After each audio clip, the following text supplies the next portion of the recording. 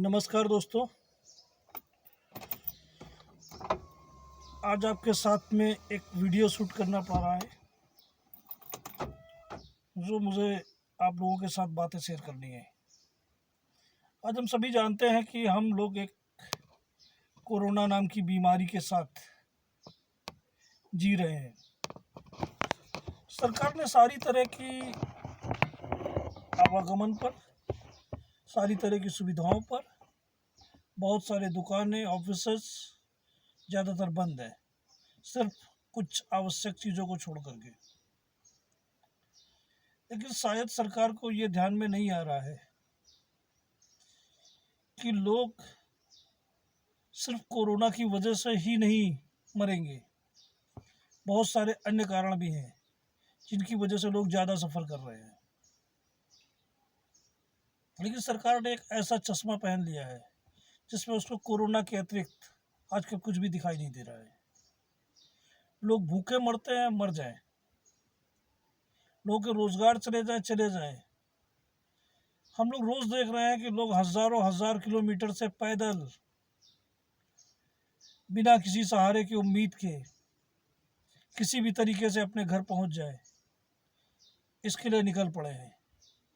आज लॉकडाउन के 40 दिन से भी ज़्यादा हो गए हैं और लॉकडाउन का तीसरा फेज चालू कर दिया है, लेकिन कहीं पर भी कोई भी हमें सुविधा दिखाई नहीं दे रही है। हम देख पा रहे हैं कि लोग, कितने सारे लोग रोड पर मारे मारे फिर रहे हैं। जहाँ तहाँ पुलिस प्रशासन उनकी सहायता भी कर रहा है, लेकिन बहुत जगह पर उनके साथ बिल्कुल जानवरों की तरीके का व्यवहार भी हो रहा है। पुलिस इस तरीके से लाठियों से उन्हें खदेड़ रही है जैसे वो साक्षात कोरोना की बीमारी लिए हुए घूम रहे हैं। तो मजबूरी में मुझे सबके साथ कहना है कि आप जागो, ये आपका भविष्य है। सरकारों से अनुरोध करें कि सिर्फ किसी एक वजह से पूरे हिंदुस्तान को कैद न कर दें। ये सरकार और कुछ नहीं है, सिर्फ अपनी नाकामियों को ही छुपा रही है। उसके पास वो तंत्र नहीं है, वो प्रशासन में सुविधाएं नहीं मौजूद है, वो हॉस्पिटल्स उसके तैयार नहीं है जिसमें वो लोगों के लिए, अगर इस तरह की बीमारी से आ जाते हैं तो कुछ इंतज़ाम कर पाती है। तो उनके पास एक ही मजबूरी है कि किसी भी तरीके से इस बीमारी को आगे बढ़ने से हम रोकते रहें। लेकिन ये कब तक चलेगा? दुनिया की सबसे बड़ी जो बीमारी होती है वो भूख है। आज लोग भूख से छटपटा रहे हैं। आप जो कह रहे हो कि 5 किलो 10 किलो का राशन हम लोगों को दे रहे हैं, सबको नहीं मिल रहा है। बहुत सारे लोग हैं जिनके पास कोई सुविधा नहीं है, ना उनके पास राशन है, ना वो किसी के आगे हाथ फैला सकते हैं। बहुत बड़ा दर्द उन व्यापारियों का भी है जिनके ऊपर बहुत सारे बर्डन्स हैं, किराए के, लोन्स के, अपने स्टॉक मेंटेन करने के। वो सब कुछ उनका बर्बाद होता चला जा रहा है। उनको अपने परिवार पालने की भी जिम्मेदारी है, वो कहीं के नहीं बचेंगे। और आपका ये जो, आपको लगता है कि बहुत दूरदर्शिता भरा निर्णय है, ये दूरदर्शिता भरा निर्णय नहीं है, हिंदुस्तान को बर्बाद कर देने का निर्णय हो सकता है। शायद कुछ लोग सहमत हों और शायद कुछ लोग सहमत ना भी हों, उनकी अपनी धारणा है। अब दुनिया में सब लोग, जरूरी नहीं है कि कोरोना की बीमारी से ही मारे जाएंगे। उससे कई गुना ज़्यादा लोग किडनी की बीमारियों से, दिल की बीमारियों से, लीवर की बीमारियों से, हार्ट्स की बीमारियों से, डेंगू की बीमारियों से, टीबी की बीमारियों से और पता नहीं कितने कितने तरह की बीमारियों के साथ में जूझ रहे हैं। और उन्हें किसी भी तरह की, कोरोना की वजह से किसी भी तरह की मेडिकल सुविधाएं भी नहीं मिल पा रही हैं।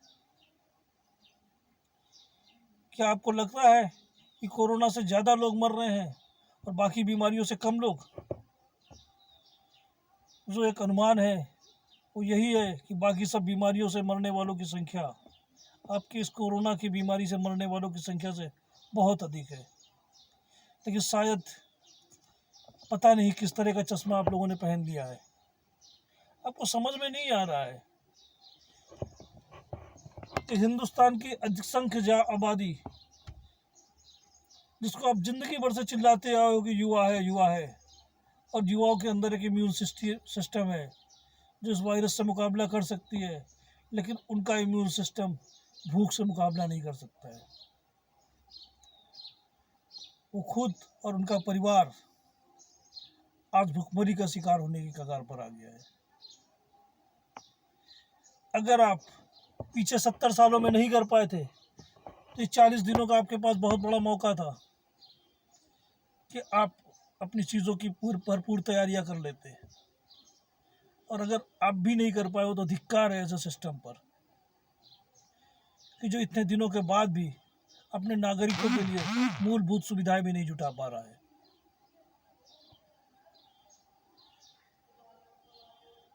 क्या कहूँ आप लोगों के लिए, मूर्खता की पराकाष्ठा पार हो रही है। अपने राजस्व की सरकार को चिंता है,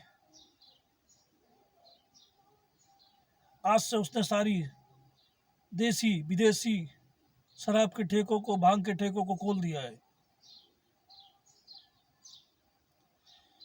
वो सोचते हैं कि हम राजस्व कमा करके देश के लोगों का भला कर देंगे, कुछ लोगों को खाना खिला देंगे, लेकिन साहब इस भ्रम में मत रहो, बहुत बड़ी आबादी आज भी भुखमरी से मर रही है।